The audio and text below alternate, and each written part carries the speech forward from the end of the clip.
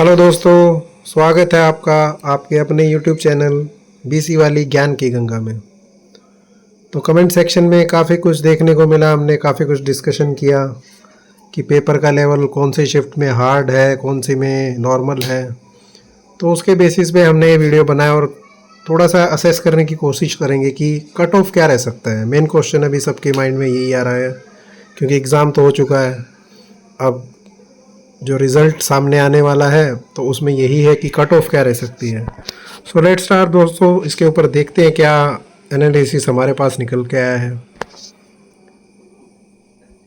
तो दोस्तों पहले पेपर का एनालिसिस कर लेते हैं हम, जिसमें काफ़ी सारा जो है आप लोगों को लग रहा है कि क्या रह सकता है क्या नहीं रह सकता है।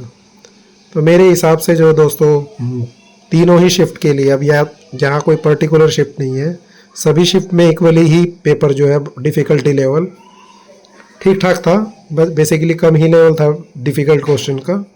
मैक्सिमम जो है क्वेश्चन आपके इजी थे। थोड़ा सा जीए के सेक्शन में ही ऐसा देखने को मिला कि दो चार क्वेश्चन आपके ऊपर से जो मीन्स बाउंसर की तरह गए होंगे कि नहीं समझ में आया, ये इतना ओल्ड आर्किटेक्चर थोड़ा डीपली कैसे पूछ लिया। So that will be okay, वो सबके लिए था दोस्तों। ना अगर हम बात करें मैथमेटिक्स की, तो मैथ्स में आपने देखा होगा कि टोटल 16 क्वेश्चन है, जिसमें से 12 तो ऐसे क्वेश्चन है जो अगर 15,300 कैंडिडेट बैठे हैं तो मुझे नहीं लगता उनमें से कम 15,000 कैंडिडेट नहीं कर पाए होंगे। Definitely they can solve very easily अगर वो रियली प्रिपेयर कर रहे हैं।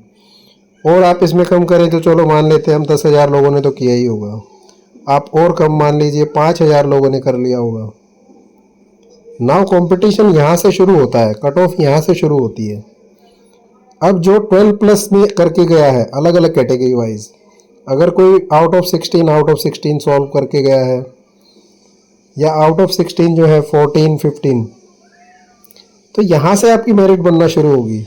तो मैं यहाँ लिख देता हूँ, सपोज चलो एवरेज कैंडिडेट ने 14 जो है 14 क्वेश्चन जो है इसमें ठीक किए होंगे एक्यूरेसी के साथ। रीजनिंग में मुझे नहीं लगता कि 22 में से 22 अगर किसी ने नहीं किए, चलो मान लेते हैं 20 क्वेश्चन मैक्सिमम, ये तो सब ने ही ठीक किए ही होंगे। अगर आप इसमें 20 क्वेश्चन से कम जा रहे हैं तो आप मेरिट लिस्ट में पिछड़ रहे हैं।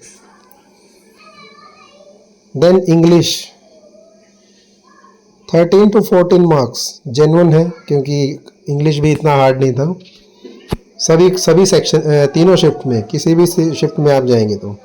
जीए पार्ट सबको थोड़ा सा टफ लगा क्योंकि लोगों की इंसाइट नहीं रही होगी स्टैटिक जीके पे, या फिर डीपली थोड़ा क्वेश्चन ज़्यादा पूछ रहे हैं, हिस्ट्री से ज़्यादा डीपली क्वेश्चन पूछ लिया। तो दैट विल बी फाइन, वो सबके लिए इक्वल था। या कोई किसी को प्राइस नहीं पता चला, या पॉलिटी डीपली पूछी गई थी, क्वेश्चन पॉलिटी से सामने से था बट थोड़ा सा डीप पूछा गया था, तो इस पर हम मैक्सिमम मार्क्स मान लेते हैं दोस्तों 12। ना कंप्यूटर भी अगर मान लेते किसी की शिफ्ट इजी थी या टफ थी तो 7 नंबर इसमें आप पकड़ के चलिए। नाउ आप सब अच्छे कैलकुलेशन में हैं। ये देखिए आप 4 4 8 10 17 1 4 5 6, ये देखिए दोस्तों, this will be the whole idea कि 66 प्लस कट ऑफ कैसे रहेगी। जो एक्यूरेसी से करके गया है, यहाँ हमने कम लगाया है, बट कैंडिडेट ऐसे हैं जो 70 प्लस अपने आप को असेस कर पा रहे हैं, जिनका जो है पेपर इतना अच्छा हुआ कि 70 प्लस है। तो 66 प्लस जेन्युइन कट ऑफ है। ये जर्नल के लिए आप ना माने, ये आप ओबीसी कैटेगरी के लिए भी माने, आप SC ST के लिए इससे 2 नंबर कम कर दें, 3 नंबर कम कर दें मैक्सिमम, उससे ज़्यादा ना करें, but cut off should be 66 plus. So this will be the whole idea. अब इसको वेरीफाई कैसे करें हम, क्यों मैं ऐसा बोल रहा हूँ, क्यों मेरे दिमाग में ये बात बार बार आ रही है, मैं सबको ये बोले जा रहा हूँ कि लिस्ट इतना रहेगा। उसके रीज़न है। रीज़न जब हम फाइंड आउट करने गए तो सबसे पहले मैंने उठाया आपके सामने ये 2023 का जो नोटिफिकेशन, इस पर मुझे पाया जो सामने एक चीज़ आई है ना, वो आई है जो लास्ट टाइम वैकेंसी थी दैट विल 76 पोस्ट, और अभी है हमारी 34। नाउ पिछले के मुकाबले जो लास्ट जो हमारा एग्ज़ाम हुआ था उसके कंपैरिजन में जो वैकेंसी आई है, वहाँ वैकेंसी जो है दुगने से भी ज़्यादा है, 2 पॉइंट प्लस है, मीन्स 2x है हमारी जो वैकेंसी। तो ऑब्वियसली ये एक फैक्टर हो गया। सेकंड फैक्टर आप लोगों ने नोटिस किया होना गया हो तो पे मैट्रिक्स जो है इसका वो लेवल 3 था 2022 में, 22-23 में, लेकिन अभी मैं आपको आगे दिखाता हूँ।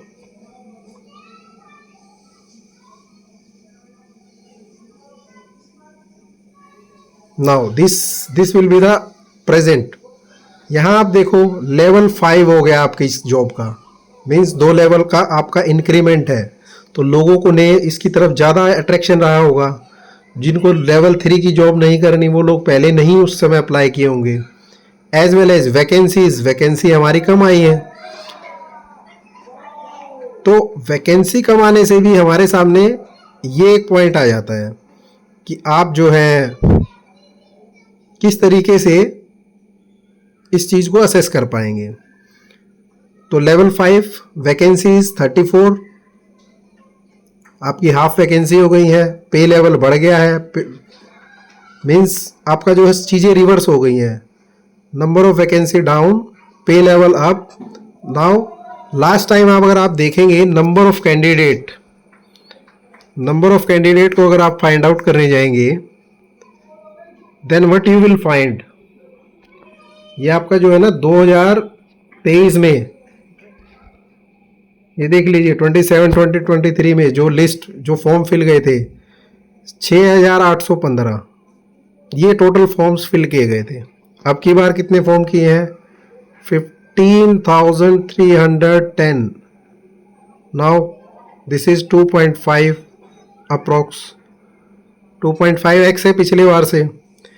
कंपटीशन जो है पिछले 3 साल या 4 साल के बाद ही एग्ज़ाम हुआ, तो कंपटीशन ऑब्वियसली जो आपकी जो कट ऑफ पहले गई थी, जो ये आप कट ऑफ की बात कर रहे हैं ना कि कट ऑफ क्यों इतनी जाएगी, ये जो कट ऑफ आपको यहाँ लग रहा है कि 66 किसी ने मैक्सिमम किया था, अभी जो पे लेवल बढ़ने से, वैकेंसी कम होने से और आपका जो नंबर ऑफ कैंडिडेट आने से, ज़्यादा आने से आपका कंपटीशन टफ हो जाता है यहाँ।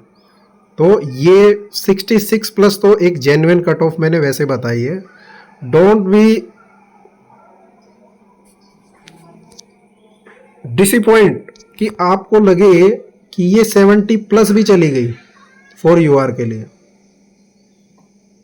और ये जेन्युइन रहेगा क्योंकि आपके पास कॉम्पिटिटर जो है बढ़ गए हैं। कॉम्पिटिशन इतना बढ़ गया है कि वैकेंसी कम हो गई है और कैंडिडेट ज़्यादा हैं। इवनली अगर आप 2022 के कंपैरिजन में 2026 में आएंगे तो आपका जो कॉम्पिटिटर है वो और ज़्यादा वेल एजुकेटेड होके, वेल मीन्स उसकी तैयारी अच्छी है वहाँ। तो these are few reasons which I try to find out. तो मुझे तो यही समझ में आया ना। अगर आप सेपरेटली भी बात करेंगे कि EWS का क्या जाएगा, this is all are approx same. 66 plus will be the same, 66 to 70 this will be the cut off, no doubt either it's, अगर आप सोचते हैं कि SC/ST पे है 64 to 66 चले जाइए, और OBC का और EWS और जनरल ये इसी स्लैब में मिलेंगे आपको 66 plus 70 पे। देयर इज़ नो डाउट कि इसमें आपको नहीं मिलेगा।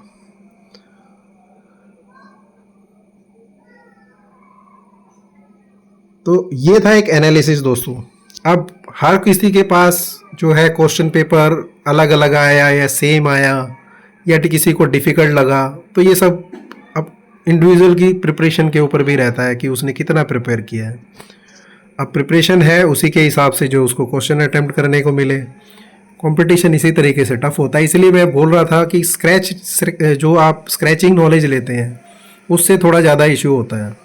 अगर आप डीपली पढ़े होते तो यस आप ज्योग्राफी भी इजीली सॉल्व कर पा रहे होते, आप पॉलिटी भी इजीली सॉल्व कर पा रहे होते और आप हिस्ट्री भी कहीं ना कहीं सॉल्व कर पा रहे होते। तो these are few reason as well as GA part जो आपका करंट अफेयर्स का पार्ट था, उसमें अगर आप पॉलिसीज़ पढ़ रहे हैं या करंट अफेयर्स से अपने आप को जोड़ के रख रहे हैं, then you will be more successful in this competitive environment. अभी एक क्वेश्चन और आ रहा था कि अभी इसके बाद क्या होगा।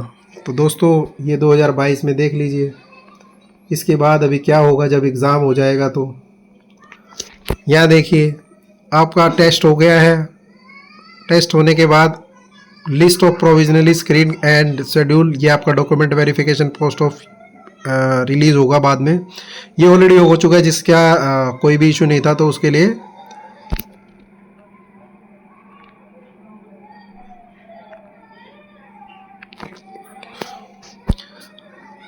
नाउ इसमें अगर हम जाएंगे अभी तो आपके पास आएगा आपका पहले जो ऑब्जेक्शन के लिए की है वो ये लोग रिलीज़ करेंगे। देख लीजिए, candidate response sheet and objection form for written test held on 19 फरवरी को जो है हुआ था, और उन्होंने करीबन 27 तक रखा है। तो विद इन 4 to 5 डेज़ के बाद जो है ये आपका जो है रिज़ल्ट आ जाएगा। Basically result in the sense की, आंसर की एंड आपका जो भी प्रोविजनल जो आपने जो रिस्पॉन्स शीट है वो दोनों आपका आ जाएगा। अगर उसके बाद आपका कोई ऑब्जेक्शन है, आप उस पर अंदर ऑब्जेक्शन लगा सकते हैं। यही वो 2 से 3 दिन का टाइम देगा आपको। उसके बाद ऑब्वियसली जब सबका हो जाए, जो क्लियर हो जाएगा, देन वो अपना लिस्ट जो है जारी कर देंगे कि किस किस लोगों को जो है डॉक्यूमेंट वेरिफिकेशन के जो प्रोविजनली सिलेक्ट किया जा रहा है, कि आपको जो है इतने लोगों को इतने पे मार्क्स पे एक प्रोविजनल लिस्ट लगा दी। बिकॉज ऐसा प्रोविजनल इसलिए है, कुछ लोगों का हो सकता है डॉक्यूमेंटेशन में इशू हो, कुछ लोगों का ऐसा हो सकता है कि वो ज्वाइन ना करना चाह रहे हो, वो वहाँ जाके अपीयर ना हो। सो उसके बाद वो सेकेंड लिस्ट अपना जारी कर देते हैं। देन डीवी आपका कंप्लीट हो जाने के बाद ये लोग आपको जो है आपका list of candidate selected oblique reserve for position of administrative assistant के लिए फाइनल मेरिट लिस्ट दे देते हैं। तो this will be the your further procedure. I think अभी इसमें कोई भी आपको प्रॉब्लम नहीं होगी। और एक मैसेज अभी मेरे ग्रुप में जो हमारे इस चैनल पे आया था कमेंट बॉक्स में, कि आपका जो एडमिट कार्ड था वो उसका क्या करना था। तो एडमिट कार्ड में आपके इंस्ट्रक्शन में क्लियरली लिखा था आपको जो आपका एडमिट कार्ड है वेरीफाई होने के बाद आपके साथ रखना है। It should be with you during DV also. आपके जो डॉक्यूमेंट वेरिफिकेशन रहेगा तब भी आपका जो डॉक्यूमेंट जो आपका ये एडमिट कार्ड है आपको दिखाना है वहाँ। So I hope this will be the clear. And सभी को अभी जो कुछ माइंड में क्वेश्चंस आ रहे थे कि मेरा कैटेगरी वाइज क्या होगा क्या नहीं होगा, सो 65+ आप ये बार लगा लीजिए and journal should be around 70+। तो ये this will be the cut off on my prospective. और आपको क्या लगता है आप कमेंट बॉक्स में बता सकते हैं, या फिर कुछ दिन के बाद आपका जो भी आंसर रिस्पॉन्स आ जाएगा यू विल असेस इट। हम ग्रुप में अगर हमारे पास जितने भी लोग जुड़ पाएंगे या हमें कुछ इन्फो दे पाएंगे, on basis of that thing we can calculate. I hope इतना जो है रिस्पॉन्स आपके लिए काफ़ी रहेगा इस जो एनालिसिस के ऊपर। और भी कुछ अगर आपकी क्वेरी है तो yes please come and join our channel, subscribe कीजिए ताकि आप हमारे और भी कमेंट्स को जो है कंटिन्यूस देख पाएँ। दूसरा, आप लोग लाइक नहीं करते हैं, हो सकता है आप लाइक नहीं भी करना चाहते हैं, बट आपको लगता है कि नहीं क्या ही हमें इससे मिलेगा। तो एटलीस्ट मुझे जो है एक खुशी मिलेगी कि यस कि कुछ लोग जो है इस पर रिस्पॉन्स कर रहे हैं, मैं उनके लिए कुछ और बेहतर क्या कर सकता हूँ अपना टाइम निकाल के आप लोगों के लिए। तो इसके लिए मुझे मोटिवेशन मिलता है। Otherwise yes I am not begging anything. If you genuinely like it, please like it. If you don't like it, you just move on, scroll the page and do your next thing. Thank you दोस्तों, मिलते हैं next video में। अभी इसके बाद हम अपनी एक सीरीज शुरू करने जा रहे हैं जिसमें हम स्टैटिक बैंकिंग के बारे में जो है पढ़ना शुरू करेंगे, क्योंकि आने वाले टाइम में अब जो है बैंकिंग के एग्ज़ाम शुरू होने वाले हैं। So now in this exam you will find out कि स्टैटिक का कितना इंपॉर्टेंस है। सो बैंकिंग के लिए भी स्टैटिक काफ़ी इंपॉर्टेंट है। अभी से आप स्टैटिक जीके शुरू कर देंगे तो जब तक आपका एग्ज़ाम, अगर आप प्री क्वालिफाई करके मेंस में जाते हैं, उस समय आप रन करेंगे किसी चीज़ के पीछे, रादर देन आप अभी से शुरुआत करेंगे तो आपके लिए थोड़ा सा टफ नहीं रहेगा। आपको थोड़ी अंडरस्टैंडिंग ज़्यादा बनेगी, आपकी जो डीप लेवल नॉलेज है वो वहाँ काम आएगी, क्योंकि क्वेश्चन डायरेक्ट कोई भी नहीं पूछा जाता है। आपकी नॉलेज को चेक करते हुए पूछते हैं। आपने जैसे कंप्यूटर में देखा होगा, डायरेक्ट क्वेश्चन कुछ नहीं था, उन्होंने स्टेटमेंट में पूछा कि अगर आपको ये वाला फाइल यहाँ से यहाँ करना है तो उसके लिए आपको क्या प्रोसेस करना